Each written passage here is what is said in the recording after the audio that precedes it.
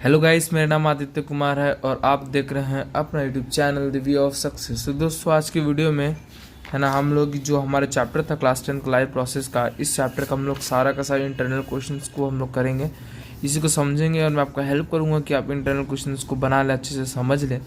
ठीक है, तो उसमें जितने भी क्वेश्चन हैं, 4 इधर हैं, है ना, 5 6 7 8 इधर हो गए, 9, मतलब लगभग जितने भी क्वेश्चन इस चैप्टर के रिलेटेड, वो हम लोग सारा क्वेश्चन इसको मतलब देखेंगे, इसको समझेंगे और आपको भी मैं इसको अच्छे से बताने का प्रयास करूँगा। तो हम लोग वीडियो को स्टार्ट करते हैं दोस्तों, ज़्यादा समय को नहीं खींचते हुए। तो पहला क्वेश्चन देखिए, यहाँ पे देखिए, what is diffusion, why diffusion insufficient to meet oxygen requirement in multicellular organisms like humans. कहना क्वेश्चन कर रहा है कि जो डिफ्यूजन प्रोसेस है वो ऑक्सीजन के रिक्वायरमेंट को पूरा क्यों नहीं करता है किसी भी मल्टीसेलुलर ऑर्गेनिजम्स। तो मेन बात यह है कि जब हमें पता है डिफ्यूजन क्या होता है, जिसमें कि जब गैसेस या सॉलिड का ट्रांसपोर्टेशन होता है हायर कंसंट्रेशन से लोअर कंसंट्रेशन के बीच, ये तो डिफ्यूजन हो गया।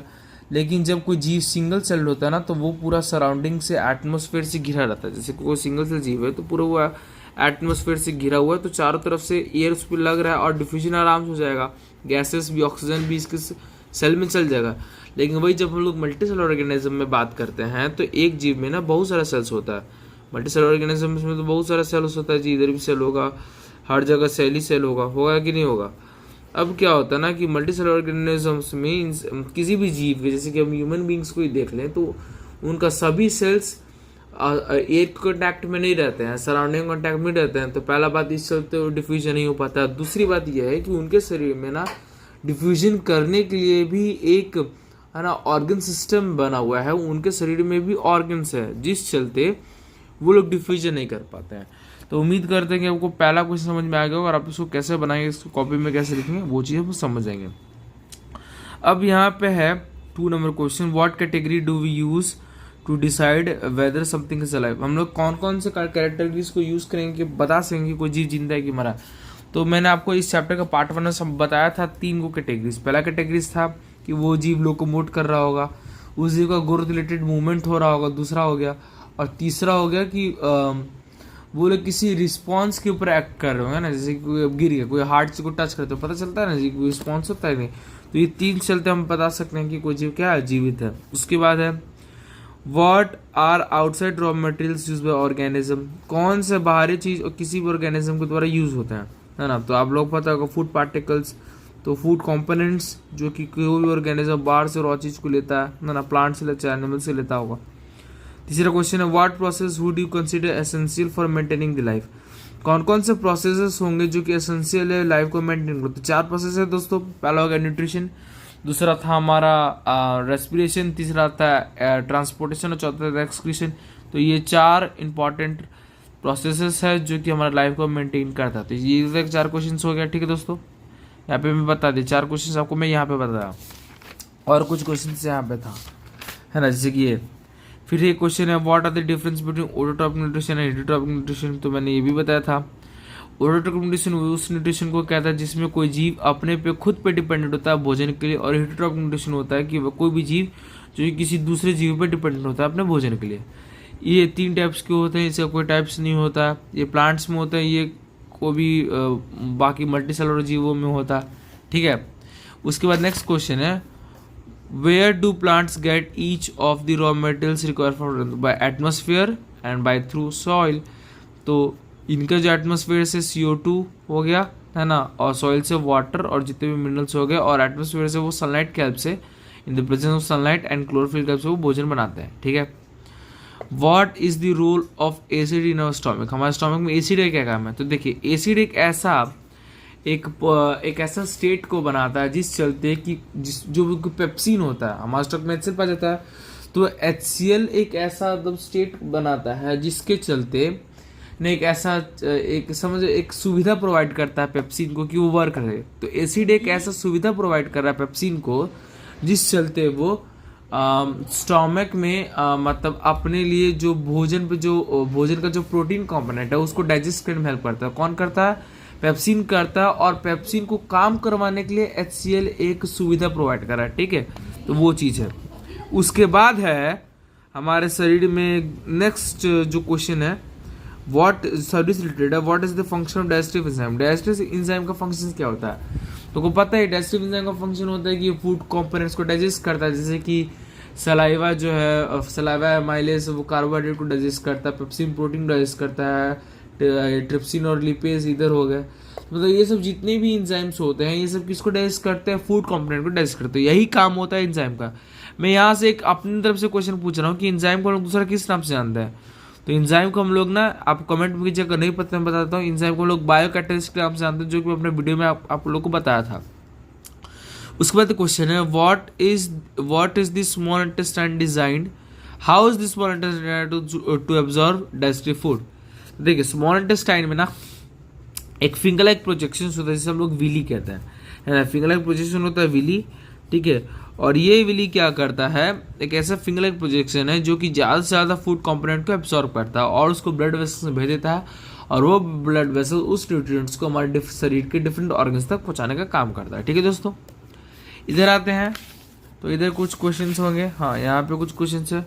इधर है what advantages over an aquatic organism does a terrestrial organisms have with regard to obtained oxygen for respiration.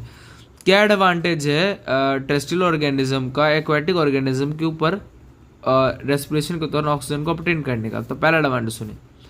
पहली बात, जो एक्वाटिक ऑर्गेनिज्म जो पानी में रहते हैं, ऑक्सीजन जो होता है वो पानी में अच्छे से डिजोल्व नहीं हो पाता है, और वो सरफेस पे ऑक्सीजन तो जमीन पे तो ऐसी ही मतलब एटमोसफेयर में घूम रहा है, तो ज़्यादातर आसान ये होता है ना कि इनको टेरेस्ट्रियल ऑर्गेनिज्म को आसानी से ऑक्सीजन को शरीर में इनहेल करने की जो क्षमता होती है वो ज़्यादा आसान होता है अकॉर्डिंग टू एक्वाटिक ऑर्गेनिजम्स। तो पहली बात ये हो गया। दूसरी बात कि ज़्यादा अगर आसानी होगा तो कोई भी मतलब टेरेस्ट्रियल ऑर्गेनिज्म ज़्यादा से ज़्यादा O2 को, है ना, ऑक्सीजन को वो लेगा, जिस चलते कि वो रेस्पिरेशन भी ज़्यादा अच्छे से कर पाएगा। तो ये कुछ एडवांटेज है जो कि पता होना चाहिए। उसके बाद एक क्वेश्चन है what are the different ways in which glucose is oxidised to provide energy in various organism. तो दो था। पहला बात ऑर्गेनिक रेस्पिरेशन और इनऑर्गेनिक ऑक्सीडेशन, मतलब जो चीज़, जब कोई भी चीज़ जो कि ऑक्सीजन ऐड हो किसी चीज़ में, है ना, तो ये अब ग्लूकोज में तो ऑक्सीजन ऐड होता है, उसको ब्रेक डाउन करता है। दूसरी तरीके से दो प्रोसेस हो गए, एक हो गया एरोबिक रेस्पिरेशन, हो गया anaerobic respiration. Aerobic respiration multicellular organisms में, जैसे कि हम ह्यूमंस, है ना, जो कि ऑक्सीजन की जरूरत होती है। तो ये सब चीज़ें इस तरीके से वो डिफरेंट ऑर्गेनिजम्स में भोजन को लेता है। उसके बाद एक क्वेश्चन है how is oxygen and carbon dioxide transport in human beings. तो सुनिए, ऑक्सीजन हमारे शरीर में ब्लड में डायरेक्टली डिसॉल्व हो पाता है, इसलिए वो अच्छे इजीली ट्रांसपोर्ट हो जाता है, लेकिन जो ऑक्सीजन जो होता है वो हमारे शरीर में इजीली डिसॉल्व नहीं हो पाता है। इसलिए आरबीसी का एक पिगमेंट है जिसका नाम है हीमोग्लोबिन, और वो हीमोग्लोबिन ऑक्सीजन को अच्छे से ट्रांसपोर्ट करता है हमारे शरीर में। उसके बाद एक और क्वेश्चन है how are the lungs design in human beings to maximise the area surface area. तो देखिए हमारे लंग्स में एक रेस्पिरेटरी पिगमेंट पाया जाता है जिसे हम लोग कहते हैं एल्वियोली, और एल्वियोली का शेप होता है बॉलून लाइक स्ट्रक्चर्स। देखिए यहाँ पे देख सकते हैं, और ये बॉलून लाइक स्ट्रक्चर्स देखिए किस तरीके से है, ये ना ऐसे ऐसे ऐसे ढका हुआ है दोस्तों। देखिए यहाँ पे ध्यान से देखिए, ये जो बॉलून स्ट्रक्चर ये इस प्रकार से ऐसे ऐसे हो रहा है। अब जिस चलते होता है क्या है ना कि ये इसका सरफेस एरिया बढ़ जाता है, जैसे सरफेस एरिया बढ़ जाता है और ये एल्वियोली ब्लड वेसल से कनेक्टेड है, जैसे इसका सरफेस एरिया बढ़ाएगा तो ज़्यादा से ज़्यादा ऑक्सीजन को कैरी कर पाएगा, ये कौन, एल्वियोली। ठीक है दोस्तों, इधर कुछ क्वेश्चंस हो गए।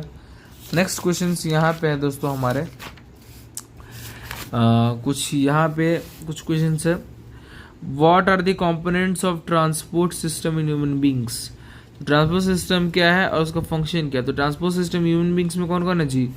ट्रांसपोर्ट सिस्टम है हमारे शरीर में हार्ट, ठीक है, और ट्रांसपोर्ट सिस्टम है हमारा है वेन्स, है ना, आर्टरीज, ये सब देखिए यहाँ पे आयोटा जो है, फिर वेन्स है, ये सब हमारे सिस्टम में ट्रांसपोर्ट सिस्टम में हेल्प करते हैं, ठीक है। और ये जो है ये सब कंपोनेंट हमारे ट्रांसपोर्ट सिस्टम के, और इनका फंक्शन क्या है, ब्लड में ऑक्सीजन को, फूड पार्टिकल्स को, है ना, ऑक्सीजन को, फूड कंपोनेंट्स को, न्यूट्रिएंट्स को ट्रांसपोर्ट कर रहा है, इनका यही काम है। सो नेक्स्ट क्वेश्चन है why is it necessary to separate oxygenated and deoxygenated blood. हमको पता ही है ब्लड और मैमल्स में अंदर क्यों है, क्योंकि दोनों मिक्स हो जाएगा तो फिर दिक्कत ना हो जाएगा जी। आप लोगों को पता है कि हमारे शरीर में मैमल्स या बर्ड्स में सेप्टम पाया जाता है जो कि दोनों का अलग अलग करता है। अब नहीं होगा तो जब इसी में मिक्स हो जाएगा, है ना, फिर दिक्कत हो जाएगा ना, ब्लड मिक्स नहीं होना चाहिए, फिर सेपरेट नहीं हो पाएगा तो अब सोचिए, जब सेपरेट नहीं पाएगा तो ऑक्सीजनेटेड ब्लड बनेगा नहीं, डिस्टिलेट एक ही में रहेगा तो ऑक्सीजन पहुंच पाएगा जी, नहीं पहुंच पाएगा ना, फिर दिक्कत हो जाएगा, ब्लड एक जैसा हो जाएगा। उसके बाद है what are the components of transport system is highly organised in plants. what are the components of transport system in highly organized plants। तो हाईली ऑर्गेनाइज प्लांट्स में ट्रांसपोर्ट सिस्टम कंपोनेंट्स कौन थे, जाइलम एंड फ्लोएम। और xylem के भी 4 parts थे, मैंने आपको बताया था, जाइलम के ट्रैकेट वेसल्स थे, जाइलम पैरेन्काइमा, जाइलम फाइबर, वैसे फ्लोएम के भी कुछ थे, सीप ट्यूब्स, कंपेनियन सेल्स, उसके बाद फ्लोएम पैरेन्काइमा और फ्लोएम फाइबर, ये सब फ्लोएम का था, ये सब कंपोनेंट्स थे। How are water and mineral transport in plant. तो वाटर होता है ट्रांसपिरेशन एंड रूट प्रेशर से, और मिनरल होता है किससे, ट्रांसलोकेशन से। वाटर एंड मिनरल नहीं, तो एक ही चीज़ है, दोनों एक ही चीज़। तो वाटर एंड मिनरल एक साथ होता है, इससे होता है क्या कहते हैं, by the process of with the help of osmosis water का होता है, आपको पता है, आयरन जो ऑस्मोसिस हो गया। दूसरा बात रूट प्रेशर से वो नॉर्मली होता है, रूट प्रेशर से वो ट्रांसपोर्ट होता है प्लांट्स में, ठीक है। And how is food transport in plant. तो ये फ्लोएम के द्वारा होता है by the process of translocation, तो सब आपको याद रखना है। यहाँ पे कुछ क्वेश्चन होगा, 3 क्वेश्चन इधर है। Describe the structure and functional of nephrons. तो नेफ्रॉन हम बोल सकते हैं, नेफ्रॉन का structure as a loop like structure है, बुलबुलैया टाइप का, देखिए कितना कॉम्प्लेक्स है ये। उसके बाद इनका फंक्शन क्या है कि it's purify the blood and reabsorb the glucose, proteins and fats and salt plus water। तो ये सब चीज़ salt plus water को absorb करता है ना। salt plus water absorb होता है DCT में, और glucose, fat and protein absorb होता है PCT में, है ना। तो इसका फुल फॉर्म मैंने आपको वीडियो में बताया था, ऐसे बता देता हूँ। PCT का फुल फॉर्म होता है प्रॉक्सिमल कॉन्वोल्यूटेड टिब्यूल, और DCT का होता है डिस्टल कॉन्वोल्यूटेड टिब्यूल। उसके बाद है what are the methods used by plant to get rid of excreted products. तो क्या क्या डिफरेंट मेथड्स है जो कि वो एक्सक्रीटेड प्रोडक्ट्स दूर हो सकते हैं। पहला बात, फोटोसिंथेसिस के दौरान वो O2 को रिलीज करता है। दूसरा, ट्रांसपिरेशन से एक्सेसिव वाटर को रिलीज करता है in the form of water vapours. तीसरा, प्लांट्स क्या करते हैं, अपने जितने वेस्ट होते हैं पत्ता में स्टोर कर देता है और पत्ता सूख के नीचे गिर जाता है। और इसके बाद चौथा था कि प्लांट अपना वेस्ट है ना एज ए रेसिन और गम के रूप में स्टोर करता है ना, जो पेड़ों में जो ब्राउन ब्राउन कलर का जो चिपचिपा सा पदार्थ निकलता है उस रूप में। और उसके बाद है हाउ, नेक्स्ट क्वेश्चन है how is the amount of urine produce regulated. तो यूरिन का कैसे रेगुलेट होता है, जो यूरिन प्रोड्यूस होता है। तो पहली बात, प्रोड्यूस होता है एज ए नेफ्रॉन से, वो निकलता है, ब्लड प्योरीफाई होता है, फिर उसको शरीर से निकाला जाता है। इस तरीके से उसको रेगुलेट किया जाता है कि शरीर में ज़्यादातर वो रहे ना, ठीक है। तो मैं उम्मीद करता हूँ कि सारे इंटरनल क्वेश्चन आपको समझ में आया होगा और आप लोग बना लीजिएगा क्वेश्चन, है ना। और ये चैप्टर यही खत्म हुआ। उसके बाद नेक्स्ट हम लोग जब पढ़ेंगे तो अभी दूसरा क्लास का वीडियो अपलोड करेंगे दोस्तों, लेकिन बहुत जल्द कंट्रोल कोऑर्डिनेशन और केमिस्ट्री का भी चैप्टर हम लोग लाएंगे, ठीक है। तो आपको ये इंटरनल क्वेश्चन समझ में आया होगा तो कर लीजिएगा। एक्सरसाइज आप लोग खुद से कर लीजिए, क्योंकि मैं उम्मीद कर एक्सरसाइज बना लूँ, क्योंकि मैं पूरा चैप्टर को अच्छे से एक्सप्लेन करूँ। लेकिन मैं एक बार बता ही देता हूँ। इसका देखिए, किडनी तो एक्सक्रीटरी का होगा, जाइलम ये वाटर के लिए रिस्पॉन्सिबल, ये ऑटोट्रॉपिक ये सभी होगा, सनलाइट, क्लोरोफिल, ये सब चीज़ को चाहिए, है ना। ये माइटोकॉन्ड्रिया होगा, इसको पढ़ लीजिएगा, ठीक है। फैट कहाँ डाइजेस्ट होता है, तो हमारे स्मॉल इंटेस्टाइन में, है ना। Fat, how are fat digested in the bodies, by the help of lipase and this process take place in small intestine, ठीक है। सलाइवा का क्या रोल है, ये कार्बोहाइड्रेट डाइजेस्ट करता है, कॉम्प्लेक्स शुगर को सिंपल शुगर में कर देता है ना। फिर नेसेसरी कंडीशन क्या ऑटोट्रोपिक ला, तो फोटोसिंथेसिस को सारा चीज रॉ मटेरियल्स प्रेजेंट हो, है ना। What difference aerobic anaerobic respiration आप बता ही दिया, ठीक है। एल्वेली कैसे डिजाइन, अभी एक इसी से जस्ट एक इंटरनल क्वेश्चन था दोस्तों, एक जो हमने किए थे, जस्ट अभी किए। उसके बाद है क्या होगा अगर हीमोग्लोबिन नहीं होगा, तो ऑक्सीजन का ट्रांसपोर्टेशन नहीं होगा, जब ऑक्सीजन का ट्रांसपोर्टेशन होगा तो रेस्पिरेशन नहीं होगा, जब रेस्पिरेशन नहीं होगा तो इंसान एनर्जी बनेगा नहीं, एटीपी बनेगा नहीं, तो इंसान का खतरा है। डबल सर्कुलेशन क्या होता है, तो मैंने वीडियो में डिस्कस किया था। जब सबसे पहले blood deoxygenated blood vena cava के थ्रू हार्ट में आता है, फिर oxygenated blood pulmonary vein to heart में जाते हैं, 2 बार एंट्री आती है, इसी को डबल सर्कुलेशन कहते हैं। तो मैंने आपको बता चुका था क्यों जरूरी है ना, इसको लिख सकते हैं। जाइलम फ्लोएम क्या ट्रांसपोर्ट करते हैं।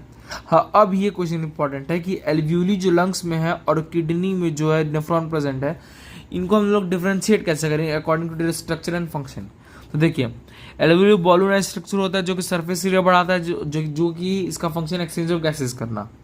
किडनी एक लूप जैसा स्ट्रक्चर होता है, बुलबुलिया टाइप का, इसका मेन काम है रीअब्जॉर्प्शन ऑफ न्यूट्रिएंट्स, ठीक है। तो ये सब चीज़ें, तो एक्सरसाइज भी हो गया। तो वीडियो पसंद तो वीडियो को लाइक कीजिएगा, चैनल को सब्सक्राइब कीजिएगा और अपने दोस्तों में शेयर जरूर कीजिएगा, क्योंकि वो ये क्वेश्चंस है ना जितने भी हमने बताया अभी बहुत इंपॉर्टेंट थे। तो ठीक है, वीडियो के एंड करते हैं। Thank you very much.